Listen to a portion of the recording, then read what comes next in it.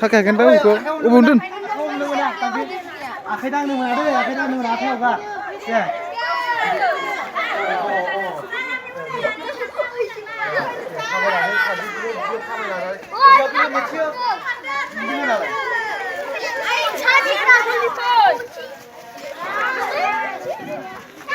Ya, biar full.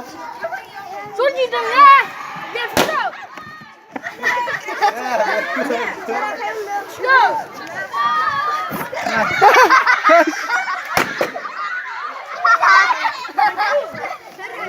Dia lebih dah tu dia.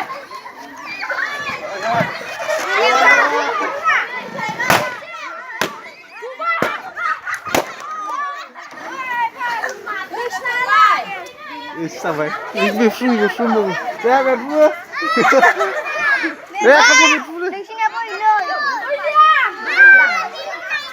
Oh, ini sini apa dulu dah? terpasang ke nih Gila iya punya ya. Isihan ya. coba habis itu satu nih ada Bohong. bohong